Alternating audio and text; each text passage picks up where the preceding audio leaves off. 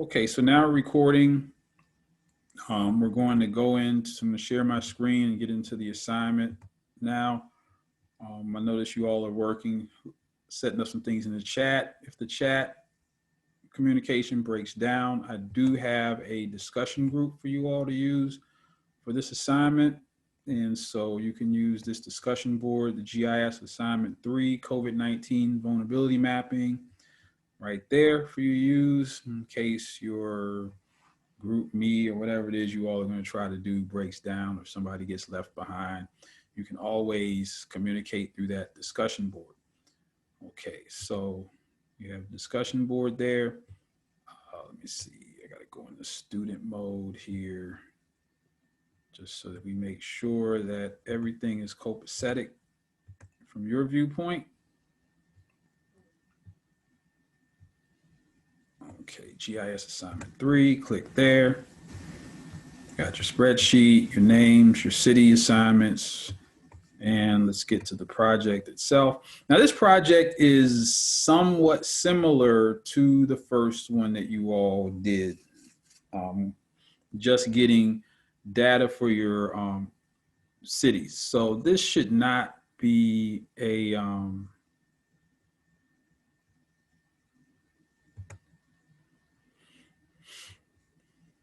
this should not be difficult.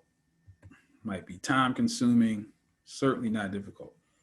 Okay, so here's the assignment. Download it, Word document. Remember, one group, one assignment, but each of you should have a copy of this in his or her Dropbox at the end. Now, I'm pretty sure that either one or most of you all have an account, public account for Arcgis Online. So that's just the first part of this is setting up your public account. If you have not done that, just follow these instructions, because again, I would advise that even though you're working in a group, that you have your own Arcgis Online account. Don't try to ride on everybody else's shoulders, because at some point you might be asked to demonstrate that you've made an Arcgis Online map or a GIS map. And if you have this link, you can show that to a potential employer for an internship, or if you're close to graduating, or an actual job, or who knows. People would like to see what you can do, and they want you to demonstrate it so that you can show your talents.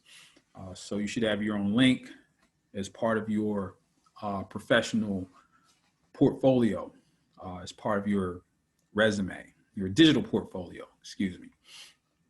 Okay, so first of all, you need to put your heads together and rank the cities in order of the one city that you expect to be most vulnerable to COVID-19. Well, actually, and when you're talking about vulnerability, we're speaking about the population. You know, what are the characteristics of the population that you would expect to have a city be more vulnerable to COVID-19? And we already know a lot of the variables, right? Age, race, socioeconomic status, et cetera, et cetera. We'll get into that later. But in this case, just rank the cities. Don't go into a whole lot of analysis. At this point, I just want you to think, what cities do you just off the top of your head, without going into a whole lot of in-depth analysis, just rank them. Most vulnerable, where you're going to have the most deaths, whatever, to the least deaths, least cases, so on and so forth. Just off the top of your head, right? As a group, just rank them. That should take no more than 2 minutes. Okay? I don't want you to spend a whole lot of time on that part. And then we're going to get into the analysis. So the first step E is unscientific rankings. Step F is scientific ranking using Arcgis Online. And so you have been provided with a data table. And this is, like I said, very similar to the first time we did this with GIS assignment 1. And so don't use this, well, no, don't use that one. This one is, the one that's here is specifically for your group. So you'll use this one, okay? Use this one. Don't use this one. I'm probably gonna delete it after this. But I'm just gonna use this one just as a demo, So here is the sheet. See, I've already entered some data in there. I'm gonna have to delete this out of here. Let's see, this is my demonstration spreadsheet. Well, you know what? I'm gonna leave some of this information in here. Okay, so I'm just gonna walk you through the process here, and I'm gonna add data for, let me get Boston out of there. Okay, so I already did the data, some of the data for Chicago, Illinois. So let's say our second city is LA. So this is gonna be the same methodology as before for latitude and longitude, but just to review, go to Google Maps, here, Maps, go to your city. Oops. So the demo is Los Angeles, California, and just any landmark. There's a convention center. And again, just get close to the landmark, click there. Oops. Get close to the landmark. Nah, man, I'm doing something wrong. Come on now.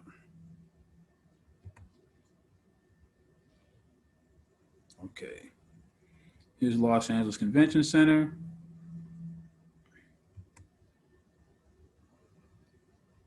All right. Let me start over. Obviously, something went wrong there. I have to be dissuaded.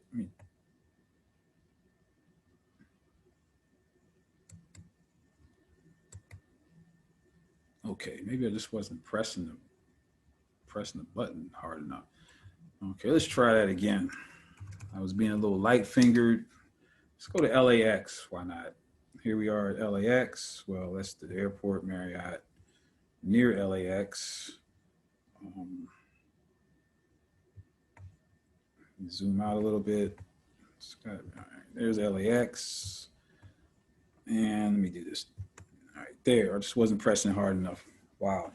Okay, so we get the latitude and longitude. Just drop that pin there, and this is 33.941567 and negative 118.4022241. And let's see up here, so latitude. So 33.941.567 latitude, longitude negative 118.402.241. Longitude, and so then you just go down the list. So the next 1, 2, 3, 4, 5, 6, 7 fields are all from the census. And so let's just grab a couple of those. Go to the census site again, just to review, census.gov. Remember, explore data main. Then you want to scroll down to quick facts. Click on quick facts. Then in this case, Los Angeles, California. There, and then you get the data for LA. Let's just get a few data points. Los Angeles, just the city of Los Angeles. In this case, about almost 4 million people.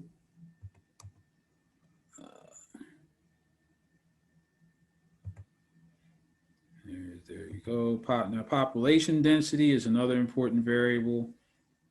And let's just grab that from the census site. Now, population density, you have to scroll all the way down to the bottom.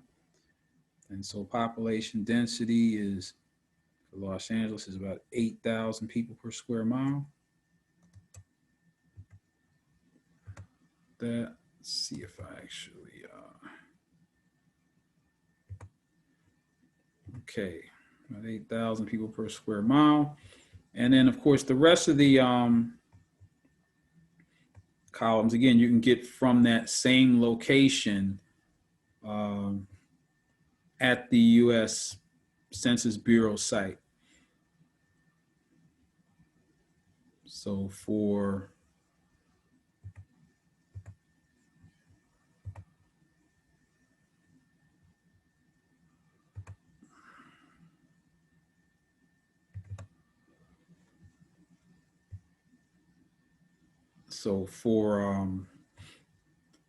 population density, over 65% population, over 65% Black, percent Latinx, so on and so forth, percent in poverty. You can get all that from the census site. Next, we'll go to the Social Vulnerability Index map. So the Social Vulnerability Index was created by Dr. Susan Cutter, a geography professor at the University of South Carolina, and it's been adopted by a number of government agencies, businesses, so on and so forth. And so the Social Vulnerability Index is a method where we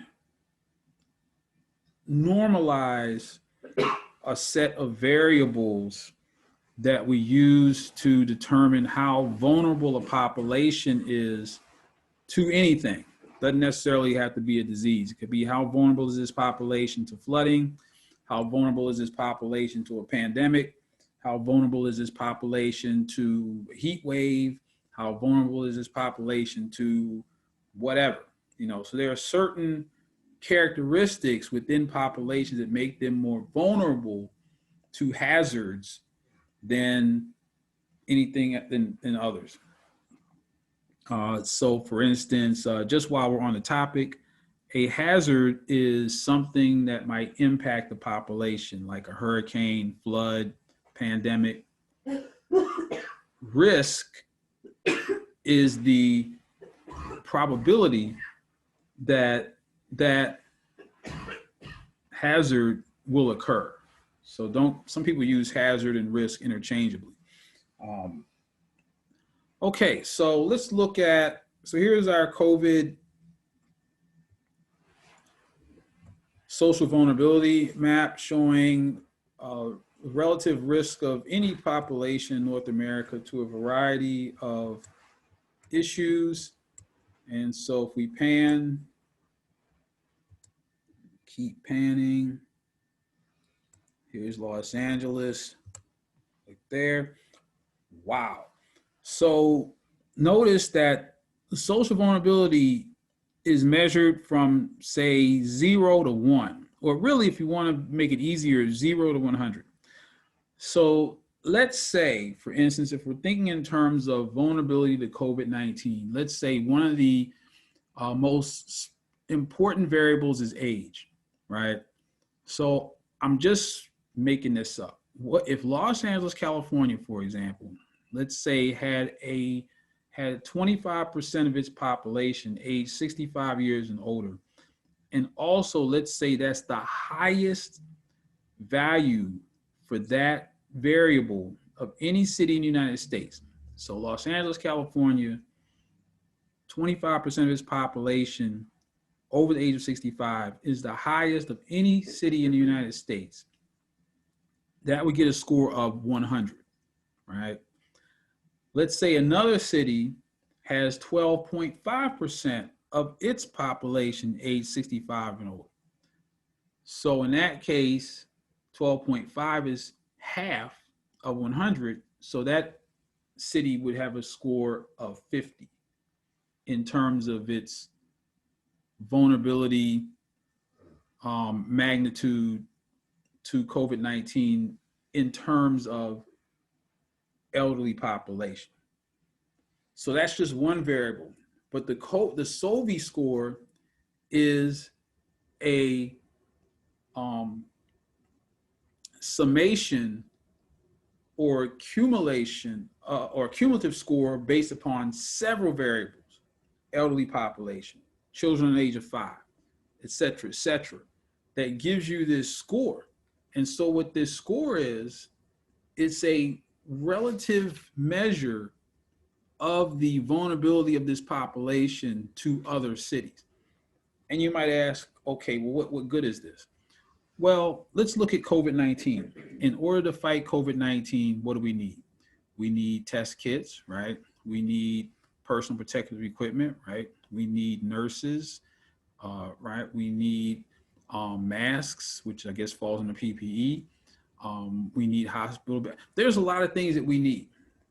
Do we have an unlimited supply of what we need to fight COVID-19? No, we don't. We have limited supplies of everything. So the question is, if we have only so much PPE, masks, test kits to go around, how do we make a decision as to how we best distribute those resources?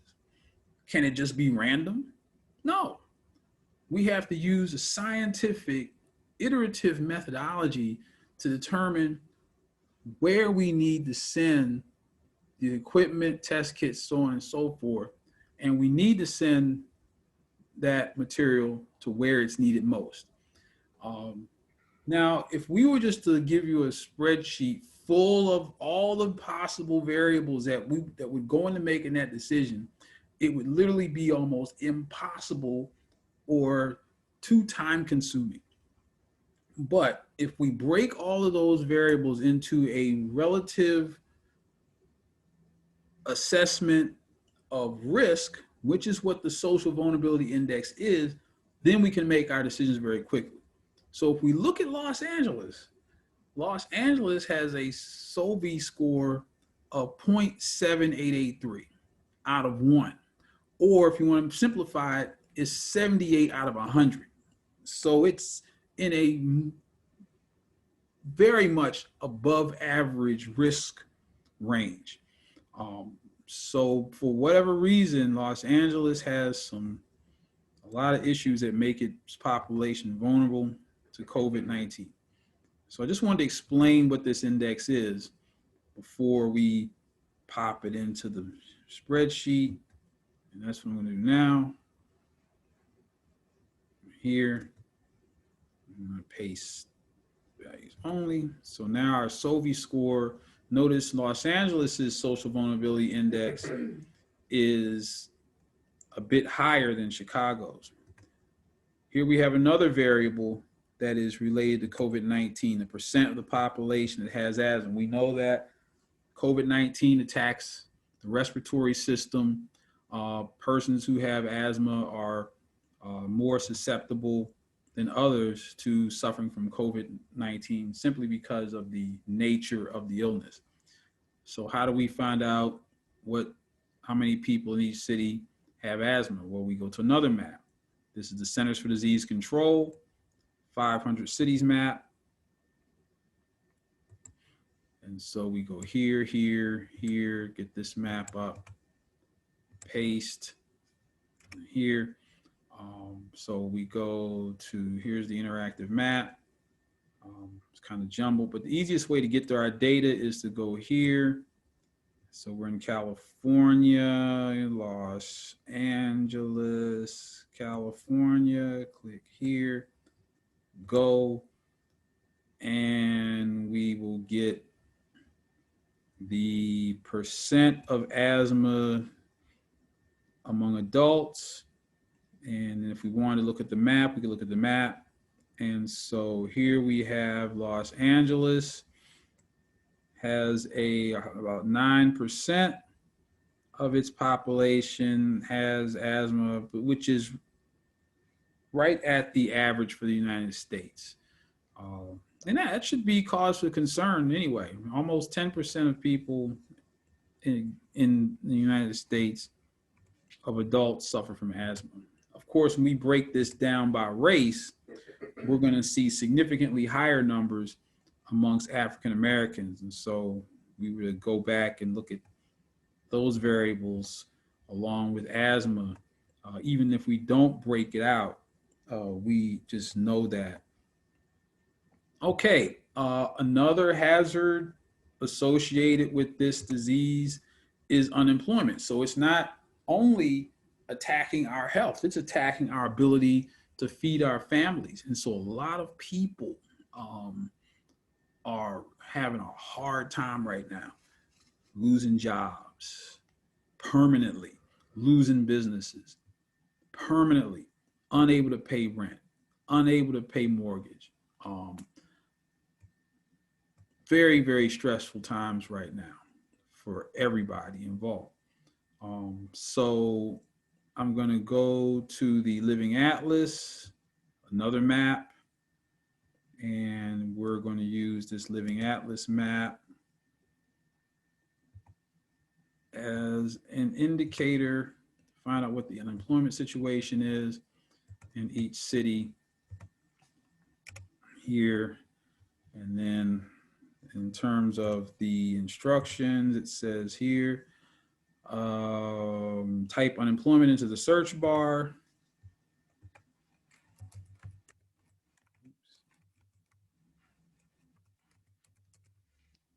Okay, we type unemployment into the search bar, and then we get a series of possible maps that we can use, but we're only looking for one.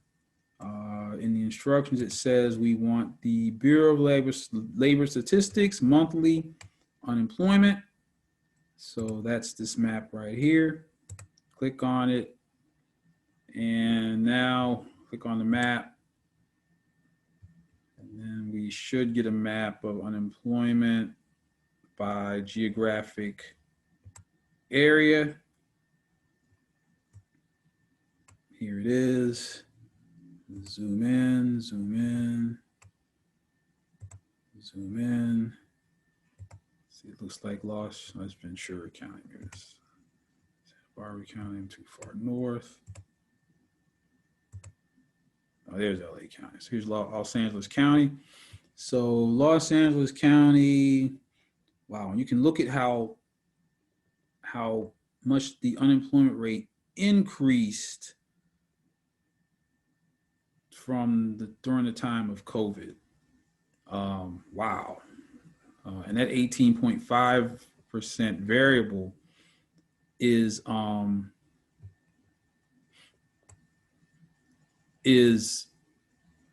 significantly higher than the national rate. So you want to compare, in some cases we can compare how it is compared to the national rate, which gives us an indication of, see, that was 18 point, I just looked at it, forgot already. 18.5%. So again, when you fill in the data in the data table, don't put a percent sign in here, no characters of any kind.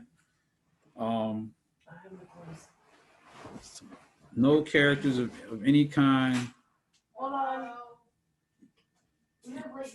2:30. Okay,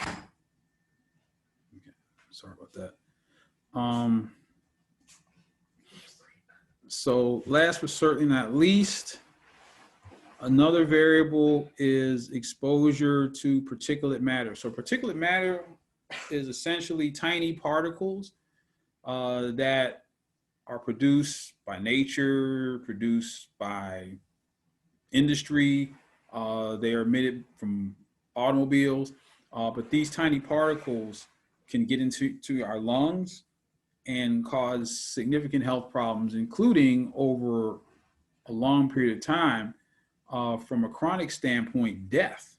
So there are millions of deaths globally that are attributed to people breathing in particulate matter over a period of years. So in places that have higher particulate matter in the air, those populations are more susceptible to COVID-19. So let's see, let's go back to the Living Atlas in Arcgis Online. And in this case, we will type into the search bar particulate matter. And so which map do we want here? The map we want is population particulate matter in the US between 1998 and 2016. And so that looks like this map.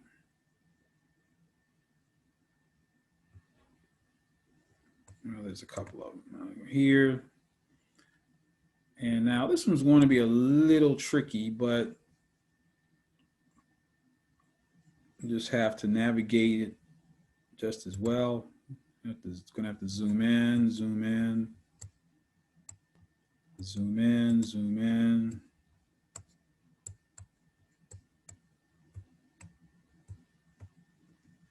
Zoom in. Now we're getting into some regions. Hopefully we'll get down to, now, like I said, this is a little bit tricky here. Let me see if I can get, okay, there's what I want, kind of. So now I've got congressional districts. Let me see if I zoom out a little more, will I get counties? Counties, so that's what I want, is counties, Los Angeles County. And so the value that we want is this one, when people are factored in. So this is the population that is exposed to particulate matter. And so 15.07 micrograms of particulate matter per cubic meter. And that is not the highest.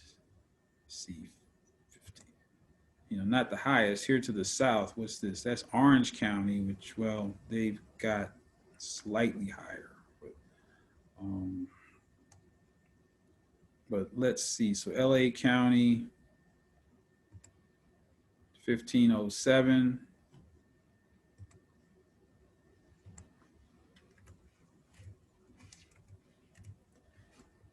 Okay, and so now that's how we would fill out the spreadsheet.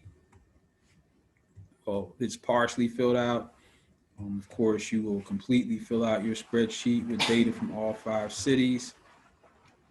So now the next step, obviously, is to save this file. Download as Microsoft Excel. And then I'm going to call this spreadsheet. Whoops. Save it as an Excel spreadsheet first. Documents, TSU docs. Save it as an Excel spreadsheet first. Make it, I'll just copy over my first demo. Yes, and then I'm going to do File, Save As, a CSV comma delimited file here. Keep the name the same. Yes. Okay. Yes. Now I'm going to close it out. Save. Yes. Okay, so now I'm going to go to Arcgis Online. Go where you are here. Go to your account. So I'm already in. Go to Map. Add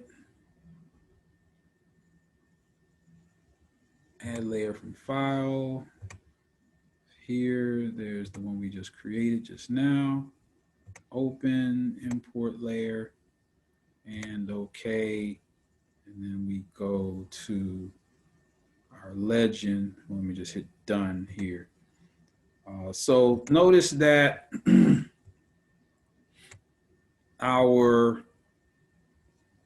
that the program is pointing to the population field, but what we want to do is, you could use population, but let's look at particulate matter exposure, for instance. Let's compare Chicago to Los Angeles in terms of particulate matter exposure. Not really that big of a difference, but there is a difference. Your ramp here, maybe now that we're getting a little bit advanced, maybe I can show us how to. Let's see. So notice here you have your size, minimum 8 points, maximum 50 points. That's why you have such a big difference. So maybe we scale this down a bit. In relative terms, if it's 15 to 14, that's not that much of a difference. So if we go minimum, let's just say it's more like that, and we hit OK, notice what happens. We get a more, more realistic comparison in terms of size that better fits the naked eye. But let's look at, so that's one variable that you could use, is exposure to particulate matter. So clearly Los Angeles has slightly higher exposure than Chicago. But let's look at maybe one of the more critical variables, and that is population density. So we'll here.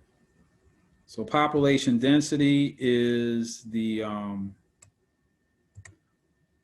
number of people per square mile. And let's see, we have here. Still not that big of a difference. We might want to shore that up a little bit. Maybe make our max not twice as high, but if we got 11,000, maybe there's, we could just make 12. That'd probably be about right. Done. Legend. Okay, so now we have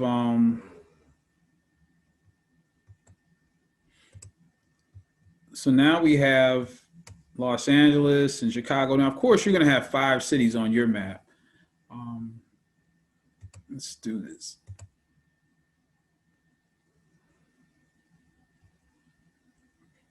Okay, go to map with legend. Hopefully this won't take.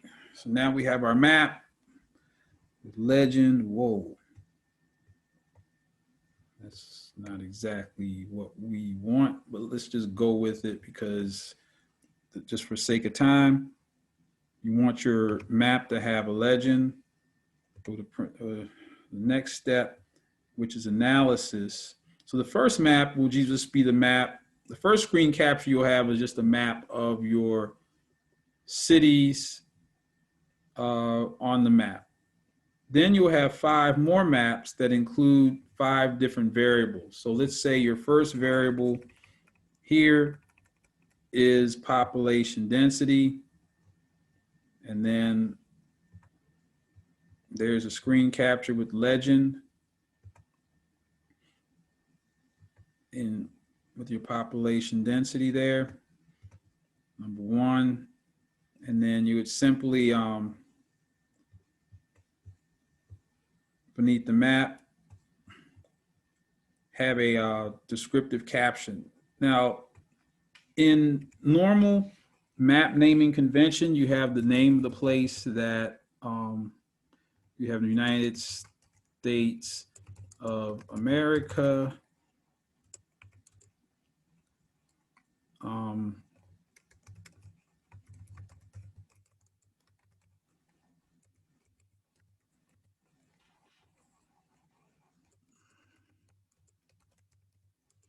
And of course, your map source, that's pretty easy. In this case, your map source came from the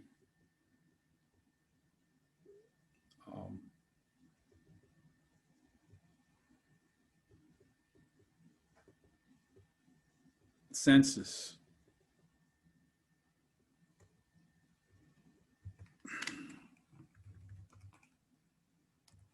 So you always have to have a title for your map, and of course the source of your data.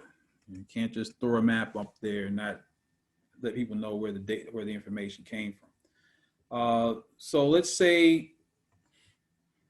go back and maybe get another variable that we looked at perhaps earlier. Let's see, another pertinent variable. Let's look at asthma, percent with asthma.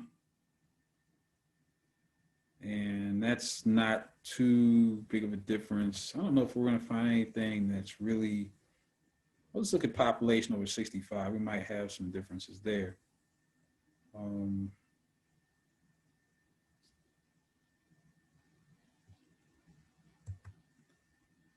I don't think I got that. I think that's blank. Well, let's just go with what we have. Percent with asthma.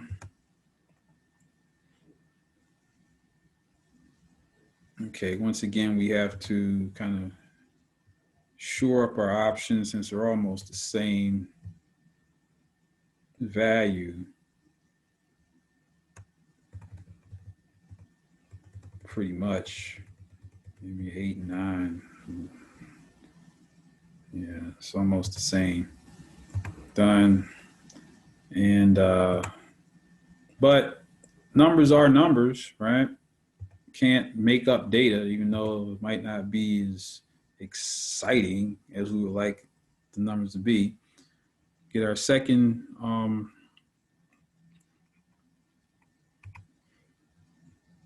screenshot, paste map number 2 here.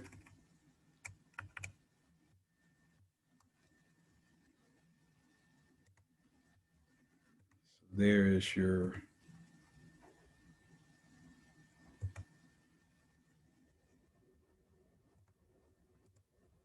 second map, descriptive caption. States of America, percent of adult population with asthma. And of course, the map data source in this case was from the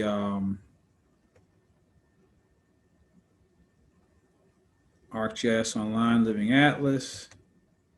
So you can simply just copy that from there, pop that right into your map source. And there you have it. Figure 1, figure 2. And you'll do that. So you'll get 3 more variables that you believe are critical for determining which of these cities population is most vulnerable to COVID. And so at step 3,